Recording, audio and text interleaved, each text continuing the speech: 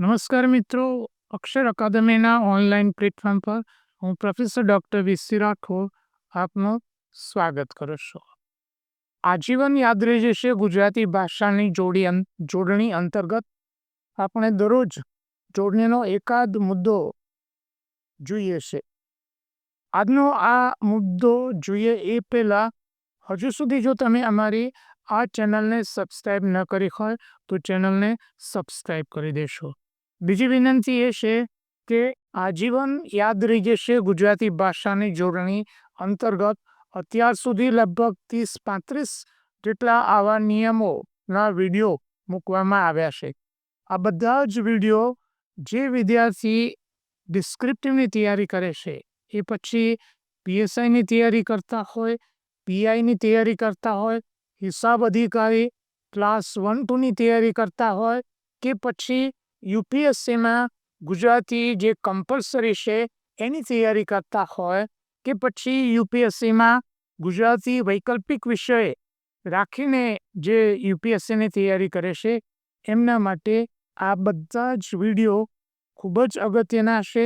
એટલે અગાઉના વિડીયો જોયા ન હોય તો બધા જ વિડીયો અમારી યુટ્યુબ ચેનલ પર ઉપલબ્ધ છે, તો એ વિડીયો જોઈ લેવા વિનંતી છે. જોઈએ હવે આજનો મુદ્દો.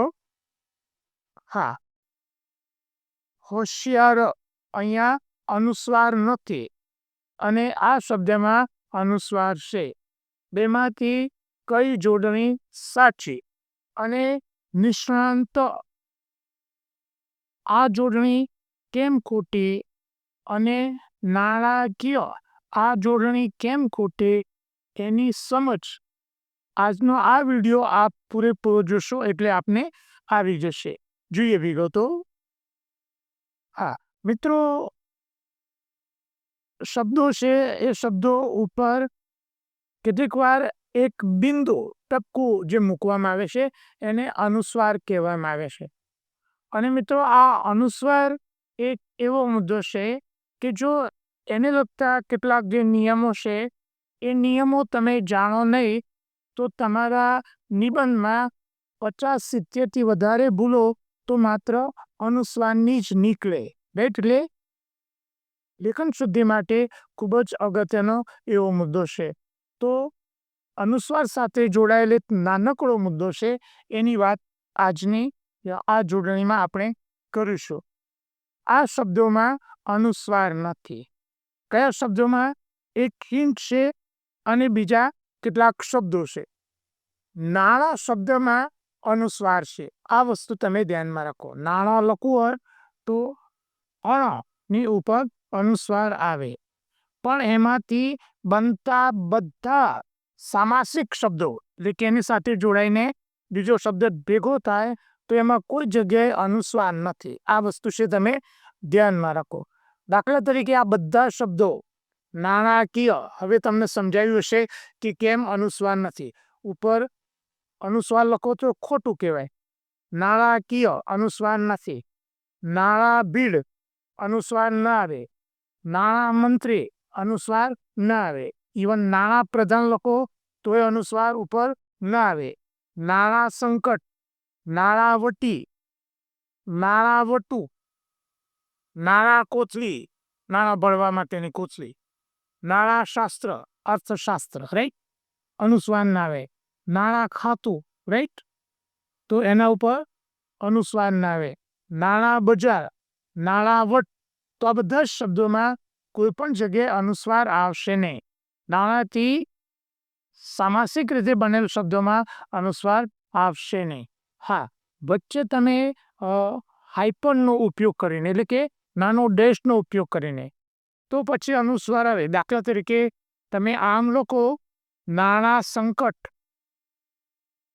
તો આ શબ્દ સાચું જ છે. રિમેમ્બર, આ કંઈ ખોટું નથી, પણ અહીંયા અનુસ્વાર આવશે કારણ કે સમાસ નહીં, પણ એ અહીંયા બે શબ્દો એ હાઇપન જે લઘુ રેખા છે એનાથી જોડાઈને બનેલા છે. એ મુદ્દો ધ્યાનમાં રાખો.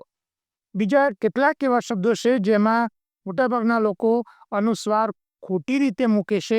એવા થોડાક શબ્દો હું અહીંયા તમને આપું છું કે આ શબ્દોમાં અનુસ્વાર નથી અને પરીક્ષા માટે અગત્યના છે. ઘણીવાર આ શબ્દો પૂછાય છે. આ જે શબ્દો છે એમાં વર્તણૂક ઘણા બધા આના ઉપર અનુસ્વાર મૂકે છે. કોઈ અનુસ્વાર નથી, ધ્યાનમાં રાખો. પરીક્ષા માટે મોસ્ટ આઈએમપી.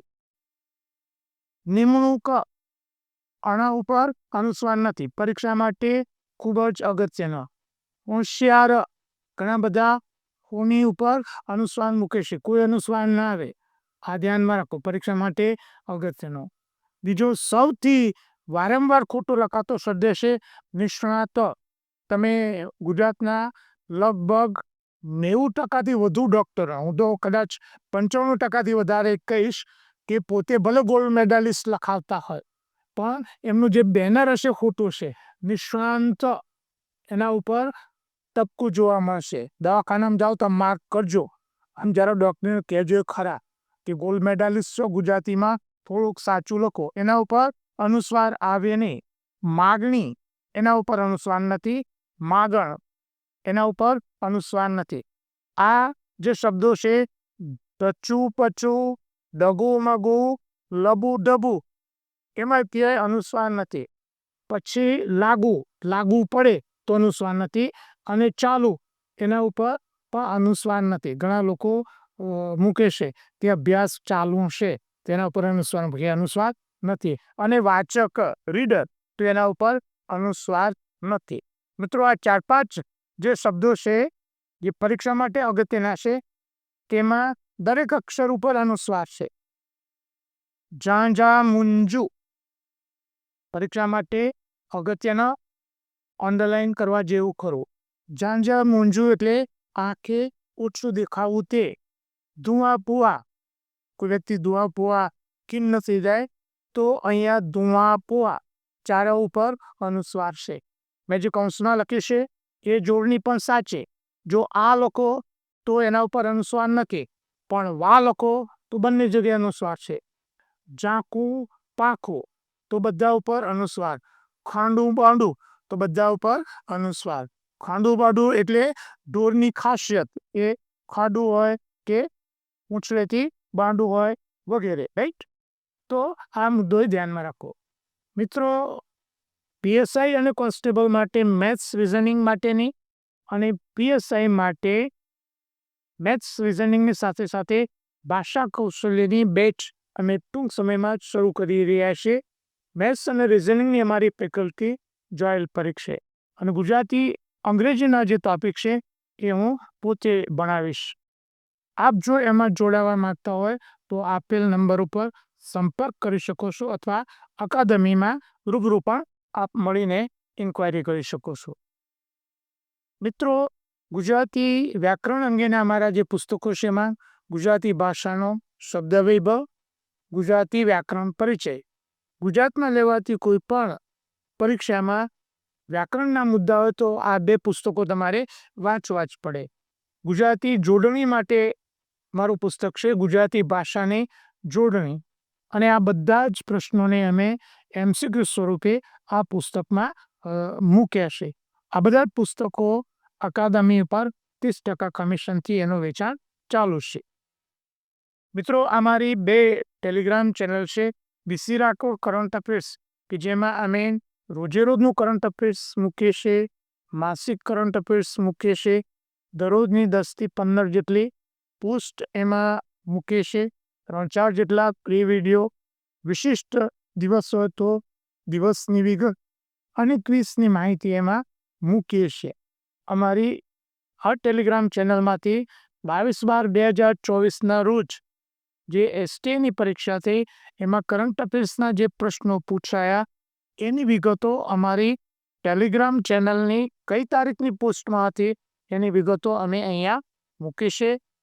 જે તે તારીખમાં અમારી ટેલિગ્રામમાં સર્ચ કરીને તમે એ માહિતી ચેક કરી શકો છો. અમારી બીજી ટેલિગ્રામ ચેનલ છે ગૌરવંતી ગુજરાતી, કે જેમાં અમે ગુજરાતી ભાષા, સાહિત્ય અને વ્યાકરણને લગતી પોસ્ટ મૂકીએ છીએ. હજુ સુધી જો તમે અમારી આ બંને ટેલિગ્રામ ચેનલમાં જોડાયા ન હોય તો એમાં જોડાઈ જવા વિનંતી છે. વધુમાં અમે અમારું મેટર ઇન્સ્ટાગ્રામ અને ટ્વિટર ઉપર શેર કરીએ છીએ, તો અમારા આ બંને પ્લેટફોર્મને ફોલો કરવા વિનંતી છે. વધુમાં આજનો આ વિડીયો આપને પસંદ આવ્યો હોય તો એને લાઈક કરીને શેર કરવાનું ભૂલતા નહીં. અને હજુ સુધી જો તમે અમારી આ ચેનલને સબસ્ક્રાઈબ ન કરી હોય તો યુટ્યુબ ચેનલને સબસ્ક્રાઈબ કરી દેવા વિનંતી છે. અને હા, બેલ આઇકોનને ચાલુ કરવાનું ભૂલતા નહીં.